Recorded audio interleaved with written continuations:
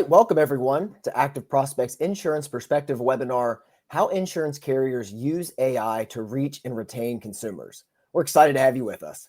I am Andrew Bailey, a content strategist here at Active Prospect, and I'll be moderating this exciting webinar for you today. But before we jump into the action, let's go over some quick housekeeping notes. On the right of your screen, you'll see two icons. One says chat, the other says questions. The chat icon is for reactions and general comments like, man, this moderator is great. There we go. But more importantly, I'm also going to pin a comment in here for any time if you would like to continue the conversation after the webinar.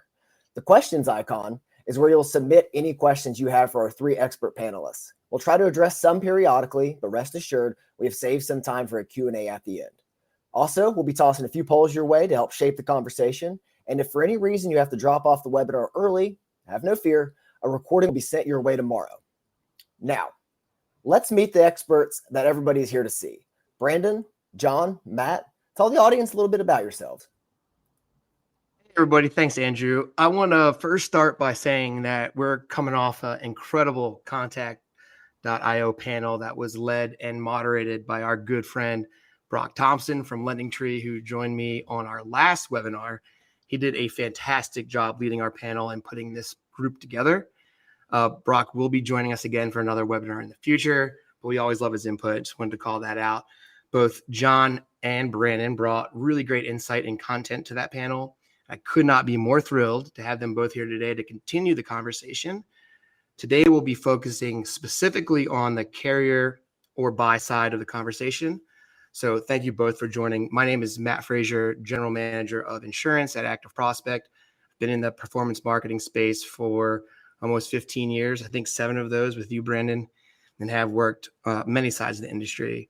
At Active Prospect, we are helping insurance carriers and buyers acquire and engage consumers responsibly by providing technology to filter, verify, and optimize leads while ensuring proof of consent. Anyway, I'm just really excited to dig into this topic with you both and talk about how much AI can impact today and in the future. So thanks for joining. I'll go next. Brandon Debenham, VP of Enterprise Sales here at Liberate Innovations. I have background 15 years in lead generation. I've been fortunate and unfortunate enough to work on nearly every single side of the industry, from dialing outbound to customers who filled out a lead form, to working with local agents who were purchasing leads as a retail product, eventually managing inbound traffic from publishers and marketing sources, and then eventually working outbound to sell those to buyers and carriers. And for the last decade, worked at a company called Lead Cloud doing API data integration with insurance carriers, working to drive their direct consumer efforts and get Rate Call One further up the funnel. Excited to be here. Yeah, I'm John Henson. I'm an attorney. I have the law firm Henson Legal. Prior to that, I was at another law firm where I did a lot of TCPA work. Prior to that, I was general counsel at a company that dealt with a lot of marketing and TCPA type issues, as well as prior to that, I was at LendingTree for 7 years, where not only was I on the legal side, I also ran a P&L there for 2 years. So getting to see it from both sides of the transaction, of trying to make some money on the progress, but then also trying to protect the company from a regulatory aspect as well. My practice consists of a lot of TCPA, but also an increasing number of AI clients as well, and lead generation clients who are looking to get in to use AI to offer more products to their clients. So thanks for having me today, and looking forward to this conversation. Thank you for those intros, gentlemen. And Matt, I'm sorry. I hope I can do my best to carry on the legacy of Brock here today. I'm not a Browns fan, at least. All right, let's dive in. Brandon, from your frontline perspective, how are you seeing AI transform how insurance carriers are engaging with consumers today? Yeah, so over the last year, it's been interesting to see kind of the evolution of the traction, right? So our product here at Liberate Innovations was designed around claims intake. So the founders actually came from an insurance carrier. They designed the technology to help with claims intake. Some of our early customers were insurance carriers in Florida who are using this technology to help support their claims intake during cat season. And as you can imagine, last year, back-to-back hurricanes are coming through and people are standing in water and they're trying to file their first notification of loss with their carrier. and phone lines are down and their wait times are up. And I think at our peak, we were filing close to one claim every 6 seconds throughout cat season. And this is without human involvement. And so that was the initial use case. But where we're starting to see a lot of traction, oddly enough, is with regard to just replacing what is currently today a terrible IVR experience and allowing carriers to just answer every single phone call. And from that phone call to ask the customer, hey, how can I help you today? And have the customer say, I need to, add a vehicle, right? And this is interesting because most carriers will have within their IVR, an option that says, if you need to file an endorsement, please press 8. Or somewhere back down the IVR, but most people will just say 2 for service. They'll get to service. Service is going to say, I actually need to transfer you somewhere else to add your vehicle. And so just streamlining the process by triaging customers to the right department without even doing anything else is alleviating some of the backup in terms of the service side. It increases the customer experience, but then more importantly, it shows the carrier, these are the things that people are calling you about. And these are the ways that you can most quickly reduce those efforts. And so, we're seeing that for non-standard carriers in general, almost 60% of the calls to the service department are to make a payment. And that's one of those things as a non-standard carrier, if you got somebody on the phone who wants to make a payment right now, right, they're making a decision in many cases between do I pay for something I want versus this insurance policy that I need. And if you have that opportunity to take that payment immediately, you got to do it. So, that is not how we thought we'd see our biggest point of traction.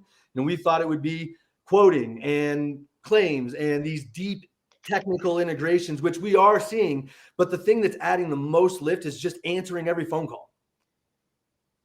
Yeah, I agree. Right. I think to start, that's where it is the most comfortable. Right. So, having AI move in place of a rigid IVR with an actual voice fronter, that makes that user experience way better. You can route calls more accurately, get the consumer to the right place. But that's kind of like the jump off point, I think, for these carriers to really start to adopt AI. It's an easy place to start. Oh, agreed. And in fact, I'd argue that that's the place that ultimately adds the least amount of value long-term, right? Because if you think about the value of a person at a desk, right, and they're on a phone, the questions that they're asking you are really kind of 5% of the challenge. The other 95% is taking what they're giving you in terms of responses and typing that and adding that into a system somewhere where you can complete some sort of a task. And so the downline benefit from deep integrations is when somebody comes in the door and says, I need to make a payment or I need to add a vehicle, being able to then key into that policy admin system to take the necessary information, to validate that customer as a customer, and then to actually complete that task one-to-one. I mean, that efficiency sounds great. I mean, like you said, this may be just like the short term, like right now, like until we can really expand upon it. But to that point, John, from a legal standpoint, what concerns or questions are carriers bringing up as they start to adopt AI more widely? Yeah, and I think that is a great example too, right? Like Brandon mentioned, this is the low-hanging fruit. Mm-hmm. But what it does is it gets carriers and just companies in general like, okay, this is how this is going to work in practice. Here's where we're seeing missteps. And like, that's the fear. The fear is I'm going to go implement AI and then immediately, something horrendous is going to happen with the voice, right? And they're going to say something that I don't want it to say. But if you get that low risk testing ground in place of the IVR, for example, it can really help get people comfortable with it. I think there's two big risks that I think carriers and other companies that I'm talking to are seeing. One is the risk between inbound and outbound. I think a lot of people are a lot more comfortable using it on an inbound front because for some of the reason I just said, right, there's a way that it's somewhat more controllable, right? If it's inbound, I can give it better parameters. Plus outbound has other risk, right? That we can talk about later. But the second area, and I would actually be interested to hear Matt and Brandon's thoughts about this, is if I take a step back and I think about a year ago, what you would see in the conferences, right? Like, my God, everybody who could afford a booth had an AI product, and they all had some sort of AI voice product. Yeah. And a lot of times they were just pretty wrappers. Now you're seeing a lot more what I would call a dedicated AI platform. Like this is actually what we do, right? And we have built this product for a specific use case. And that I think there's a lot of vendor risk that companies are dealing with of, I know we need to be in this space, but like, how do we go find a good partner to partner with? Because there's a lot of people out there wanting to sell you AI products. And I think there's a lot of concern that if we have a problem, this person who lives in his mom's basement may not be there, right? So like, I think that's what I'm seeing a lot of, and I feel that for my clients as well, of like, how do we know this is a good partner, right? And Brandon, I would love to hear your thoughts on that, especially from a vendor standpoint. And do you have to deal with those kind of questions? Nope, Brandon, we can't hear you. That's all, guys. I muted myself because there he is. There was a bus coming through here, so I mean, honestly, the first question from the carriers, comes from how well funded are you, right? Are you going to be here in a year? And when you're talking to an enterprise level org, you're talking about potentially changing the way they're managing their entire operations. And then, many of these enterprise level orgs have a third party compliance team that's going to review the decisions that their internal compliance team makes. And so there's a navigation between how you're going to propose this to both your team, as far as the business use case, and then obviously getting some learnings from something basic. I mean, even over the last year, we've seen the entire industry take a massive shift. If I rewind to a year ago, I came into, work at Liberate with TCPA changes coming down the pipe, and everybody's worried about one-to-one. And in the future, we're all trying to we're shifting off of multiple distribution. We're trying to figure out how we're going to optimize enough of the sales to justify the cost of marketing. And so as a result, people are thinking, I'm just going to move everything to calls. And then all of a sudden, TCPA changes are off the table, and now outbound dialing is back on the table. And so there's a large conversation that's been growing over the last 8 months about, okay, how do we do the outbound component legally? And are we going to, is this an abandon according to TSR, or is this going to violate TCPA? And how come there's discrepancies between the two? And I mean, I guess we'll talk a little bit more about this, but to answer your question, John, about like, what do you need to ensure, that your AI technology is checking off from a box perspective? Look at things like data security, right? The questions you're asking are 5% of the battle. 95% is taking the data and then doing something with it, right? Well, where are you storing that data? How are you storing that data? And what are you doing with that data? And that's something that every carrier is going to want to know. Are you going to take my data and use it to train another client's, data set? And so it's important that your AI technology has things like single tenant data storage, and that they do some sort of a SOC 2 compliance audit, right? SOC 2 type 2 compliance answers a lot of the questions that an enterprise level org are going to cover. HIPAA compliance, when you're storing anything health related. If you're going to be taking payments, you want to try to get as close to PCI compliance as you possibly can. And so these things are they're not easy to achieve, and they require resources, they require time. And so if your team has checked all of these boxes, there's a much better chance that the enterprise level orgs are going to take the time to take it seriously. Yeah, and I want to put a pin in something you just said. The data questions are vital to ask your vendors of, and I say there's 3 data questions, right? It's what data was this trained on, right? Is it internal to your company data? Are you pulling it from somewhere else? 2, what are you doing with the data that we give you, right? And 3, will I still have access to all this if our relationship is over, right? Like that kind of thing. If no one wants to think about relationships ending, but they do, right? Especially from a contractual standpoint. But so you've got to ask those questions as well. And I think people miss those all the time, especially when dealing with AI. Like you've got to know, is this company going to go take my data, train their system on it, and then go to my competitor and use my data? Because like that's not great, right? And free advice there of like vendors have to be able to answer that question. And if a vendor can't answer that question for you, you really need to think about the vendors you're using. And I'll add to that. I want to piggyback because your vendor should want to answer that question, right? Yeah. It's a question you want to be able to model out for your users. That, I mean, look, at the end of the day, there are certain things that as a technology, your vendor needs to track in order to monitor the performance of the product.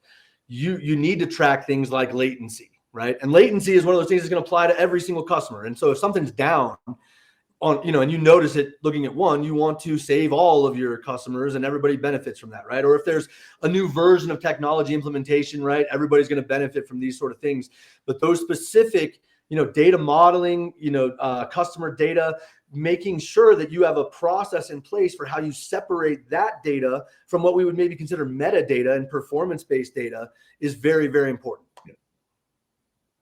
Yeah, John, I'll go ahead, Matt. jump in real quick to John's earlier point about how last year we just saw a ton of, I think, explosion of AI at these conferences, and there were just a lot of early adopters who were just like, we're going to push AI.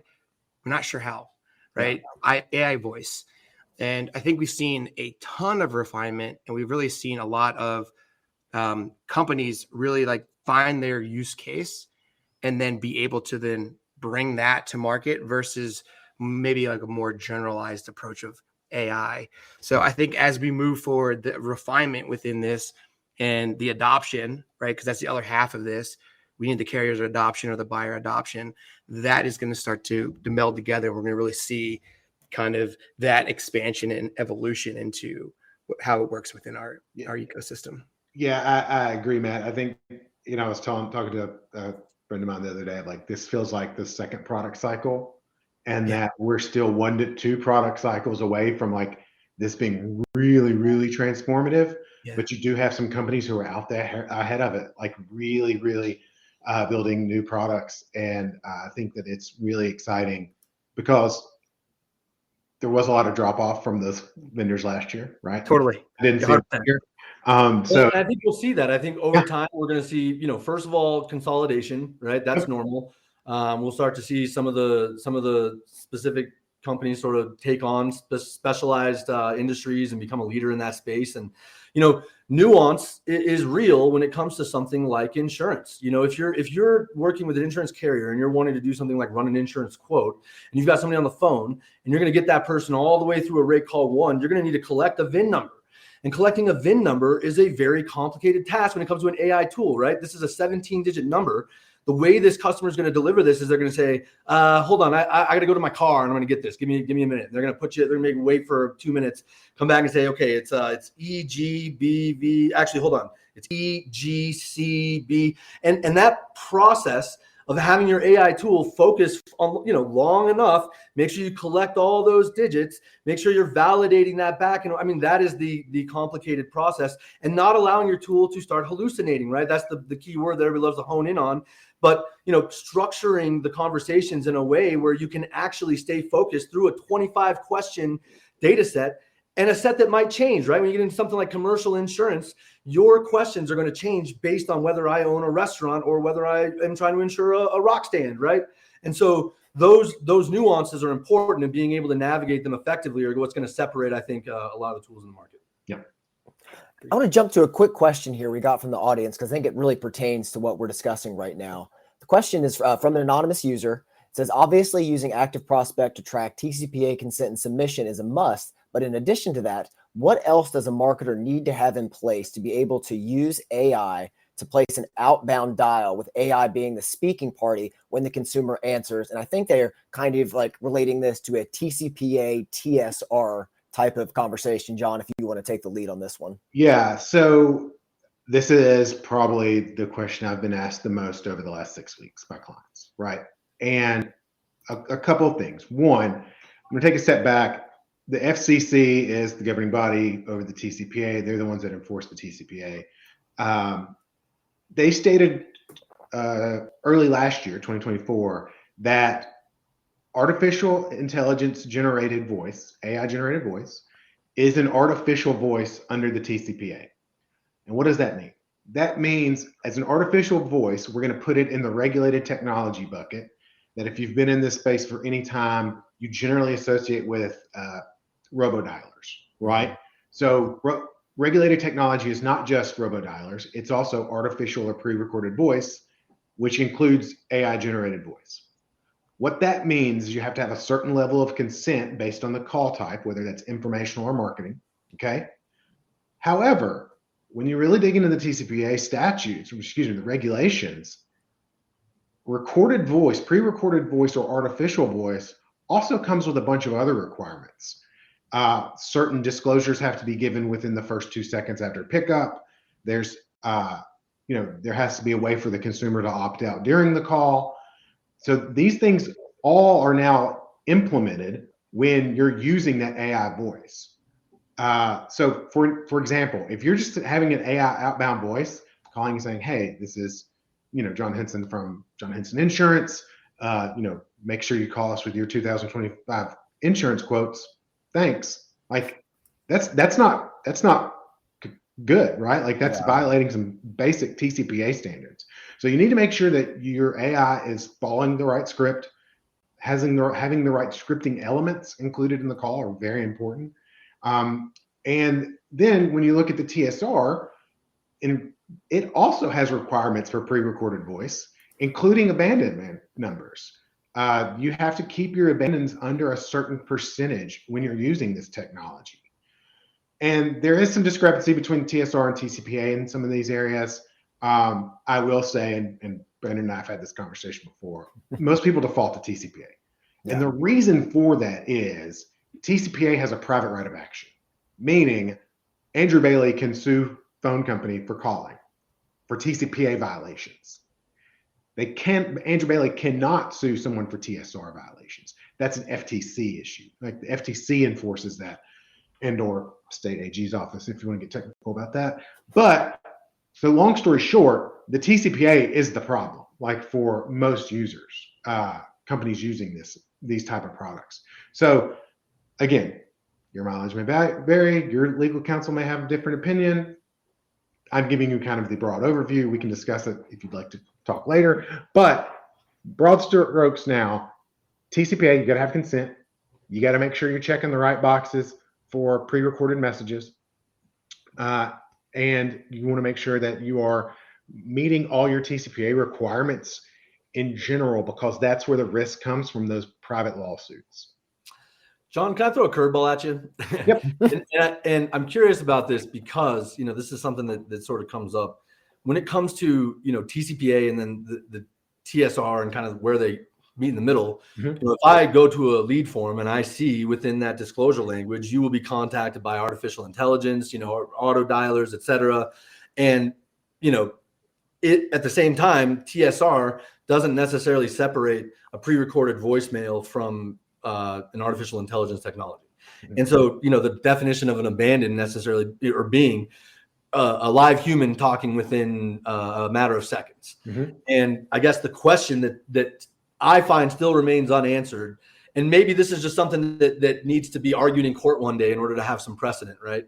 And nobody really wants to be the one to do that. But I mean, the question of if somebody's coming on to a lead form and they're saying, I want to be dialed or I give my consent to be dialed with an artificial intelligence, mm-hmm. yet there's no clear definition as to whether or not dialing with an artificial intelligence would constitute an abandon per the TSR.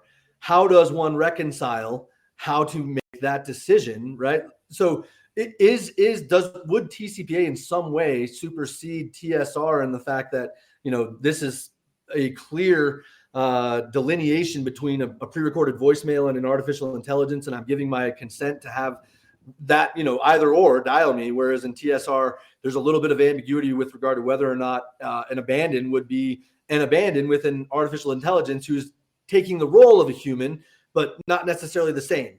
Yeah. So that you raise great points there. And this is not the first time that there's been confusion around TCPA versus TSR, right? And because TCPA has a private right of action, there's more litigation around it, and there's more case law around TCPA. And you will see in some of the case law that is trying to interpret the TSR, which, by the way, that's telemarketing sales rule. I don't know that we define that, but it's telemarketing sales rule. The case law that is trying to determine what that ambiguity is relies a lot on TCPA case law. So in that situation, Brandon, what you're asking is, would a court or the FTC look to see what the FCC has done regarding the TCPA and the interpretation of that? And I think the answer is probably yes, just because there is a bigger body of interpretation there. And so, again, I don't want to say ignore the TSR. It's got a lot of important points. Consent record keeping is one of them. But from this standpoint, I think because there's more guidance from the FCC, there's more case law around the TCPA, that if you're going to, the tag goes to TCPA, long story short. Right? Like the tag goes to the runner. Try to play with matches or decide to play with a flamethrower, you try to advise to play with matches because a flamethrower could do a lot of damage. Yep. Kind of shifting the conversation a little bit now to retention. Matt, are you seeing more carriers lean into AI for retention strategies and not just lead acquisition now?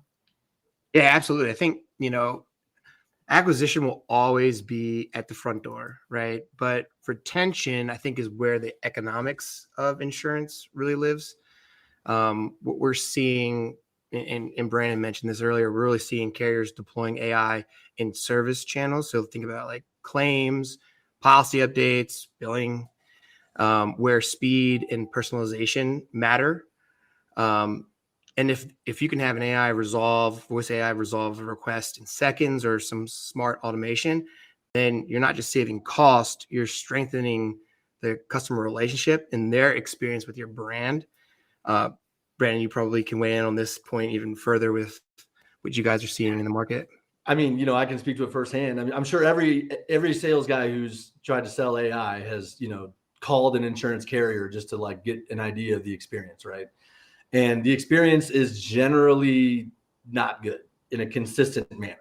And what I mean by that is like I called some of my first prospects service line and I waited on hold for 8 minutes at 11 a.m. on a Tuesday, right? And so the classic scenario is I'm going to dial in, I get an IVR for 1, press sales, for 2, press service. I press 2, wait for service. I'm on hold for a couple minutes. So I hang up, dial back, press 1. It gets sales answers right away as they normally do. And then I say, you know what, actually, I just need to get an ID card. I just need to make a payment. And that's what roadblocks, that's the traffic jam right there. So getting that out of the way, answering every single call, scaling infinitely, or nearly infinitely, to be able to then triage customers to the right department without having to hop back and forth. I mean, not only does it level sets your brand, because look, and I cut my teeth in a call center, so I understand, the variance, and I'm sure several folks here have as well, between your top performers and kind of the people who are just here to grab a paycheck, right? And there's a big variance across that level of performance. So level setting that standard. I mean, I will say your AI will never beat your top performing person. And to add to that, there's a lot of things that insurance carriers today don't want an AI tool to do, which includes things like consulting a customer around, what type of coverages they may or may not need for their type of vehicle, right? And state minimums vary from state to state. And so you might want to have your AI tool educate somebody on what the state minimum is, but you definitely don't want it to tell them what they do or don't need, right? And so there is a consultative element to sort of any financial services endeavor that's going to require people. Maybe there comes a day where we as society are comfortable having an AI tool, really consult on behalf of a professional. But, thankfully we're miles away from that. Yeah, I think one of the things that I heard at Contact.io too that was interesting is a lot of these carriers already have processes in place, right? So even if it's an inbound call, they have an IVR and they go through their process. And adding in the AI element to front that, just say, sometimes they haven't looked at the entire workflow. They're just looking at that initial like AI piece that comes in, and then they still run them through an IVR. So like, I think what really needs to happen is once we can show the results, or you guys can show the results of how effective it is to have a fronter like that, to then not have this crazy workflow of ultimate friction that they probably don't even want in the process, but just because of historical nature, they have these flows built out. So it's really got to be looked at as kind of a holistic work, if you will. I mean, Matt, that's a great point, because, the competency of your AI tool is really half the battle, right? The other half of the battle of trying to get connected into a system and deliver data successfully and get a response and minimize latency has to do with the other system involved and their ability to return a response in less than 13 seconds, right? I mean, I know this from my background at Lead Cloud, that a lot of these carrier APIs were built, when I was still in high school, and they're, making updates and changing, and they're replacing and building. And so part of the challenge is working with older systems, which if it's not broken, don't fix it. And, at a point there comes a point to rip off the Band-Aid. And so as the technology on the other side of the fence continues to improve, the functionality that you'll be able to engage with from an AI perspective is going to improve right along with it. Yeah. John, are there any missteps you've seen companies make when they rush into using AI for engagement without the proper guardrails? I know you talked a little bit earlier about, some of the questions you've been flooded with, but are there any easy mistakes that are avoidable for companies to be aware of? Yeah, I think one of the biggest areas we're seeing right now is attempting to use your old consent language and not adapting it for AI. And I see Matt nodding his head, which means he's seeing it all the time too, right? Like, it's one of those things so a lot of people's consent language says something to the effect of, I agree to be contacted by an automatic dialer, right? Okay, that's great. But like we talked about, this is a separate regulated technology. And it's easy to foresee a world where a consumer has said, I want to be contacted by an automatic dialer. And then they get an AI call and they're like, I didn't sign up for an AI call. I don't want an AI call, right? So that's a different risk, and it should have a different consent. Now, there will be a lot of people that say, oh, well, they agreed to auto dialer. That's agreeing to AI, but it's not. It's not. And I would argue strongly that it's not. And there's going to be a lot of attorneys who make money off these cases who are going to argue strongly that it's not. So I think that's number one. Number two, and I'm kind of piggybacking because I saw the question in the chat as well, a follow-up question. Another thing that you want to think about is, I'm going to call them off-ramps, right? Mm-hmm. So there has to be a way for a consumer to get off the AI path. Now, there's, in my opinion, and Brandon knows more about this than I do, I think there's two basic off-ramps. There is one, just do not call me again, right? Or take my number off your list, right? And the other one is, I want to talk to a human. Now, the do not call one is interesting because in the last year, we've talked a lot about the revocation rule and how do you handle do not call request and non-standard do not call request, right? So if I'm saying stop, stop, stop, that's pretty clear revocation, right? If I say, you people call me all the time, leave me alone, that doesn't fall into a nice little bucket, right? But that's a pretty clear revocation that person doesn't want to be called again. So even your AI has to understand that. And if you really hate your customers, you're going to have an AI who says, I'm sorry, I didn't quite get that. would you like to renew your policy now? Right? That's terrible. But so I say that jokingly, but we've all had those experiences, right? Where you're talking to the IVR and something like that happens. 0.0000000. Yeah, exactly. And I'll add to Maddie's earlier point about just the evolution of AI. We are so conditioned to hitting this IVR and hearing, for English, press 1, or you can say things like, whatever, right? And this is an outdated technology. And I actually hit my first, generative voice AI technology, I'll say in the wild a little while ago, trying to rebook a reservation. And it worked so well. It was amazing. I called in, I was able to rebook my reservation, didn't have to talk with the person. And then I started thinking it's not going to be that long before as a society we hit, enough good technologies and have had enough bad experience with what we're currently dealing with to start just as a society changing our perception of I don't think it's that long before people are thinking, gosh, I hope these guys just have an AI technology when they're calling it, rather than, right now the knee jerk is agent, right? And in addition, there is a lot that is being done. I mean, I'm going to pat my Liberate team on the back for creating an amazing sentiment analysis technology, which will identify when a customer is starting to get frustrated, right? And our off-ramp is, hey, I can tell this isn't working out. Let's get you on the phone with a human, right? And that is a mid-call analysis technique that's going to be able to, in real time, flag your team to say, hey, something's wrong. Like either the script's broken or the customers are getting frustrated. There's a point of friction. But then not only that, allowing data to actually show that, right? At what point in the conversation are you hitting the friction? Are people dropping off? And if, all of this just comes down to hours spent in the trenches. You need a big customer to first sort of fail a few times to build some of those guardrails that, like you're talking about, the how to collect a 17-digit VIN number or how to do some of these other specific use cases without sounding too robotic. And I'll also add that here's my sales guy cap coming on, that I noticed that we look at AI technology with such a fine-tooth comb because it's, we're proposing this as the solution to the problem of inconsistencies within your people. And the truth is there is training that needs to happen with any sort of an AI technology. And so day one, one of the things I find, as to kind of piggyback on this last question, what are some of the pitfalls early on, is having an unrealistic expectation of what AI can accomplish day one. And the fact that you do need to test this, train it, tweak it, and really optimize the process. So over, the course of 60 to 90 days, 120 days, just like an employee, you've really trained this system to work in a consistent manner. Yeah, I think the sentiment there is it's not necessarily a plug and play tool, right? It's more of a strategic capability. You want to make sure that you have this thing trained.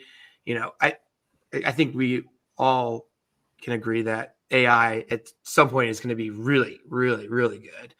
But today we still have to have guardrails, off ramps, and I just think making sure that you have those in place so that this is actually a strategic capability and not a way to damage your brand.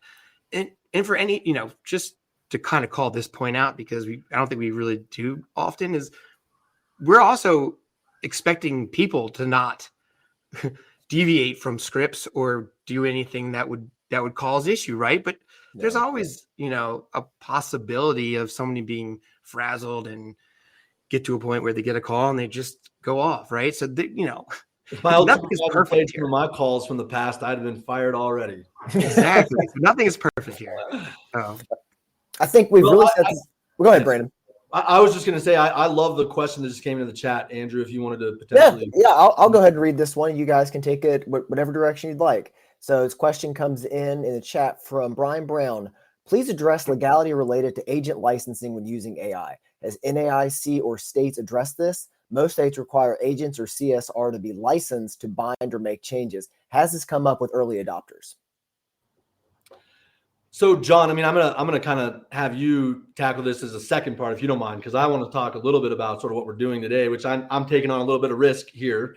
But, some of what we're doing and helping carriers to do is allow customers to sort of self-fulfill, right? And this is part of the path that carriers have been focusing their dollars on over the last decade, is building direct-to-consumer path, get people off of the phone and try to get them onto their website where they can then go fill out their information, see a quote. If they like it, give their credit card and bind it. And so, the question for me and the way that I kind of frame this is, well, what if I want to go to a website and bind a policy, but I don't have any hands?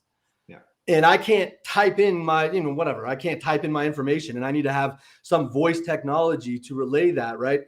In my mind, the question comes down to, at what point are you consulting that user on what they should or shouldn't do? Or are you consulting that user, right? Because if I go to a direct-to-consumer site and I see options for what I can buy and I choose that plan and I buy it, I'm doing that today via, a direct website. Now, the other side of that is if I call in and have a question about, is there a better coverage? And then actually I'll add that many carriers would more prefer to get that person on the phone to an agent to sell them a better product, and it's more profitable for you to have your agent actually sell them a better use than to have them sort of select their own. But where's the kind of line as far as, because I could say that there are customers today who are using our technology to bind an insurance policy. It's something basic like a renter's policy where it's, here's what you're buying, take it or leave it, give me your credit card number, buy. And we're helping them to complete that. Now, where does the licensing requirement come in?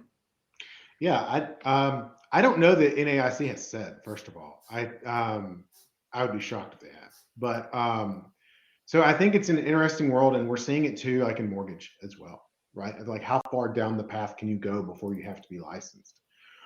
What I'm seeing companies do on both mortgage and some insurance is that hub and spoke model, right? Of like, I'm going to go have my AI agents out there doing everything up until the very end, and then sending them to a licensed agent for the final process. But like there's not a lot of guidance. I know that we have already had multiple companies create an AI that can go past the test to become an agent. And I know there was one who like passed it in multiple states, and my recollection of the story is that they didn't tell Florida that they were doing it, and then it passed, and they asked Florida like, "Hey, so our AI did you pass your insurance test? What can we do?" And Florida was like, "You shouldn't have done that." I mean, I'm very cynical, right? So very. And I have a lot of experience in mortgage licensing and a good bit of experience in insurance licensing. For us to ask these states to give us guidance on how to use AI while they still require us to have fax numbers is quite a lift in a lot of cases. All right. Let's get a gauge of the audience really quick before we continue on with this. First poll of the day. How is your team currently using AI in consumer engagement? We're not using it yet. Just testing the waters. Actively using it in our acquisition funnel. Using it for both acquisition and retention. Please get your votes in now. We're going to circle back shortly. All right. Jumping a little bit down, gentlemen, as we get towards the end of this discussion today. While people are voting, Matt, do you think the rise of inbound calls changes how we view monitoring, protection, and consent capture? And also, how can compliance be a differentiator during these times to help improve performance and ROI? I mean, we're seeing a huge influx of inbound calls in certain subverticals today, major budget shifts. And a lot of that is twofold, right? You have consumers. A lot of that is like the big drivers, consumer behavior. You know, people are researching online, and then they make that outbound call or inbound call to the carrier. The other is just how these budgets are actually working, right? So like how much regulation is on leads versus calls in certain subverticals like Medicare. It's big time. So they are, as a kind of a general broad stroke, are moving, the lead providers are moving into calls. And then that just basically moves down funnel and the buyers get on board with it. I think inbound calls are stickier, right? Instead of you having to go out and get somebody on the phone, they're calling you directly.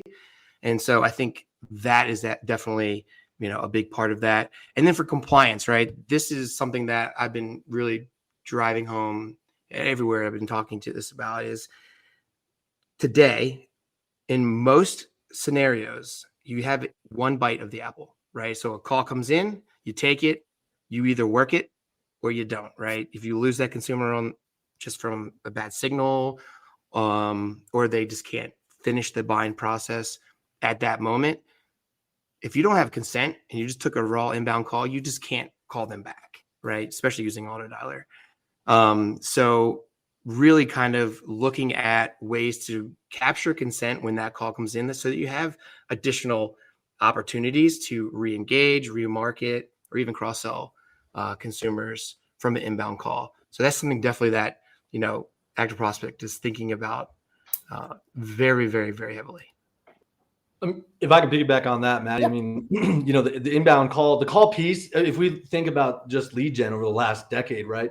I mean, data leads were where it all started. Clicks became a big focus, but really calls became, the gold. If you can get somebody on the phone right now who's ready to talk to an agent, there's a couple of problems with calls that you don't necessarily have with data leads and clicks, which is a data set that you can use to make decisions across, brands. And so one of the things that we've seen over the last 5 years is a lot of carrier consolidation, carriers buying multiple brands to service both lines. We have a preferred product and we just bought another carrier that offers our non-standard. And so between those two, the challenge you have is getting customers through the door for multiple products through a single door of entry, right? And being able to take an inbound phone call and collect some information about that user, but then be able to tap into the third-party data that's available to use with things like clicks and leads to then make a real-time educated decision for how to engage this customer, right? Whether it's across brands. So, okay, this guy has their third DUI, right? So I'm going to route them over to my non-standard carrier, or they're a protector. And I can see that based on my audience that I have of nation, all the protectors across the US. So, within that decisioning process, that's the thing that's been missing from inbound calls that now we're kind of cruxing, right? We're now able to say, okay, there's nobody available, but I've just collected all this information for a rate call one, would you like to see a rate? And carriers can actually take that information and display a rate to this user, ingest that data via their API, respond with that bridge URL, text that bridge to that user, and allow them to self-fulfill their policy on that carrier's page. And so, the inbound call piece is going to evolve to a place where we wouldn't have imagined, because the data component that exists today was previously not part of the conversation. Yeah. And I would say too that I saw an increase in inbound calls when the FCC was trying to push the 1-to-1. And because what I saw was a lot of lead buyers who were on shared leads were like, I don't want to have to deal with that. I'd rather drive my own traffic, right? Because I'm going to go take a portion of this and I'm going to invest it in my email. I'm going to invest it in my direct marketing and my first party leads. And that way I can drive them in. So I think Brandon makes a great point about the use of third-party data on first-party leads, right? So of being able to enhance that information, and I think we will just see that grow and grow over time. Let's go to our poll results real quick. Blair, if you'll put those up on screen. It seems like most people are just testing the waters right now. I think that's understandable with the way AI is kind of being used. And we have a delightful question that came in. I think someone knows one of our panelists on here. Lamar Jackson failed to lead his team to victory in week 1. It looks to be well past his prime. John referenced that most TCPA consent language is past its prime right now as well. Other than updated language, what else should my AI state specifically to be compliant with outreach to a consumer? Did he say, who did he say, Flacco? Flacco. Again, I think you've got to make sure that you're doing the requirements under the TCPA for called, artificial or pre-recorded calls, right?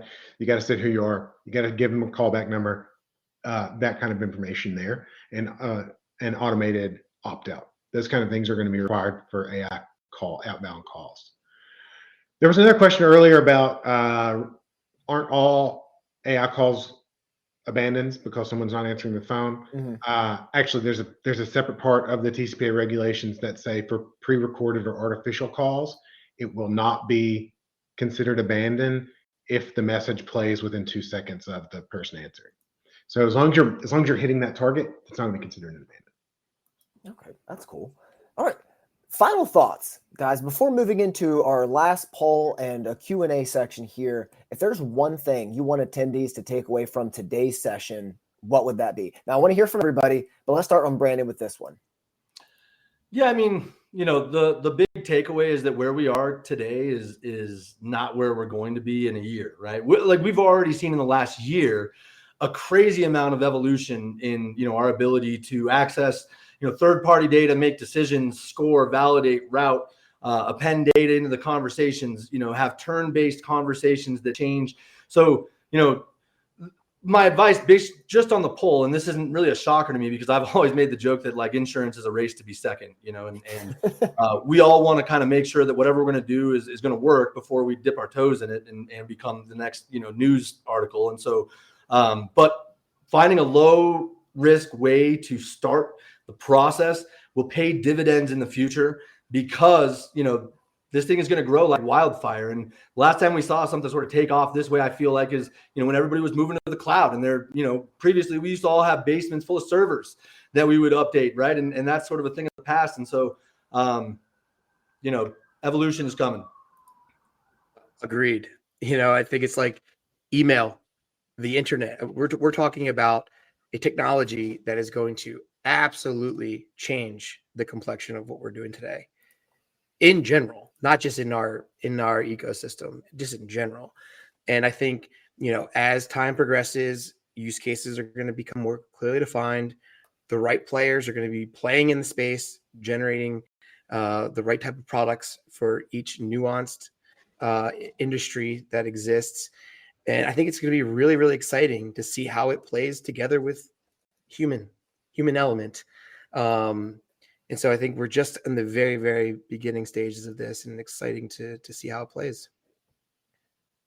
Yeah, I would say 3 kind of practical takeaways from here. If you are just testing the waters or you haven't done anything yet, is 1, understand what you're trying to accomplish, right? What's that low-hanging fruit that we talked about earlier, whether that's an inbound IVR overlay, whether that's something else. Understand, like, how can we use AI to make that better? 2, understand your vendor risk associated with that, like we talked about. And then I think the third thing is just understand the regulatory risk around the use of AI in general, whether that's outbound or inbound, because spoiler alert, there are some state laws coming down the pipe that will change some of this, right? So it's kind of understanding that, because I think if you do those 3 things, you're going to be ahead of a lot of people. And you can also make smart decisions that won't necessarily either A, put you at risk of falling behind, or B, put you at risk of doing something stupid and having your name on a headline somewhere. Mm-hmm. All right, before we get into the questions, it's time for one last quick poll here. What is your next step after this webinar? Audit lead vendors, review consent flows, add verification tech, talk to legal compliance. I know John supports that one. Or are you still not sure yet? If you're still not sure, again, I highly encourage you to click the link pinned at the top of the chat now. If you haven't gotten your questions in for the panelists yet, there's still a little bit of time, although we're coming up against it. Just be sure to use the questions tab on the right. All right, let's dive into one right here. How does AI usage differ for a carrier compared to an affiliate? I'll just open that up to anybody. Yeah, I mean, I can take a stab at that one, because we're actually doing a lot of work kind of across the spectrum, right, with both carriers and with lead vendors, and the use is very different. Carriers are looking more at the inbound processes and and really looking at the brand and delivering on the promise to their customers, right? When you have a CAT event, we're going to be here to answer the phone, to take your claim and actually get you paid. And those are the things that the carriers are sort of focused on using AI to do for their business. On the marketing side and the affiliate side, it's more of a, how can I generate revenue with my cost that I've already sunk? So, today lead vendors are selling data leads into the market. They're not selling close to 30% of those records for various reasons. Some it could be validation, sometimes just time of day, or it dupes out with another buyer, and you've already sunk the cost. And so using a technology, I mean, we've been doing this for a decade. We partner with third-party call centers to dial outbound on our data leads, get this person on the phone, and transfer it back to our ringbook. Truth is, now we can shave a lot of cost and do this at close to the same rate. I mean, we see some of our transfer rates across partners vary because, the data is going to vary in terms of its quality, but, 17 to 25% transfer rates at times. And this is found money for a vendor. So in addition, thinking about how to optimize callers when there's nobody available. Right now, 30% of inbound calls from an affiliate are going to fall on the floor because they're just not going to sell them. Maybe there's a better way to process those. There are products that are yet to be developed, which could include, hey, this guy said he's interested. He left a message. He scheduled a follow-up. These are appointments and different ways to monetize customers. And so right now we're just sort of scratching the surface based on our capabilities. But, the industry is going to evolve quite a bit based on this. Yeah. Let's say we have time for one last question. What are some of the biggest limitations or gray areas of AI usage you're seeing right now in the insurance space? I mean, I'd love to take that one as well. Sorry for you guys feel free to jump in, but limitations seem to be just the technology so look, new AI technology companies are going to have, very efficient technology employees, and they're going to be very good at building their infrastructure, right? The gray area is the hundreds of systems that you're going to need, that you as a technology and AI technology are going to need to integrate into. And whether or not, that technology is able to respond in time, and whether or not you get access to the system that your large agency uses. There's certain technologies that won't let you do an API integration into their system. And so some of that is just a limitation on behalf of the industry and not necessarily on behalf of, the AI technology. Anything you'd like to add, Matt? Nope. I think that's Yeah, If you need me to mute Brandon again, I can always do it, just like earlier. Hey, look, I've worked with Brandon for 7 years. This is our dynamic. All right. I would just say real quick, like the Yeah. biggest gray area is not insurance specific for me. It's the use of AI and outbound. I think there's just a lot of people who are scared or have how to use it effectively and efficiently and compliantly, right? So that's one of the biggest areas I see. Yeah. That's going to wrap it up for us today, everyone. A huge thank you to Brandon, John, and Matt for sharing your unique perspectives. And thank you to all of you for showing up, asking great questions, and for keeping a conversation around insurance and compliance lively and engaging. And a special thank you to all of our subscribers who have committed to staying in the know during these evolving times.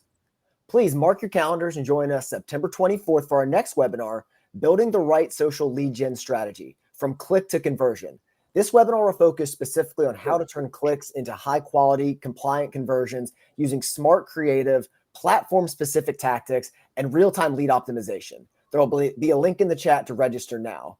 Lastly, if you'd like to continue this conversation, please reach out to us via the pinned comment in the chat or by answering our latest poll. Again, I'm Andrew Bailey. Have a great day. Embrace the power of AI. Don't be in a race to finish second. Lamar Jackson is not past his prime, and we'll see you in 2 weeks. Thanks, everyone.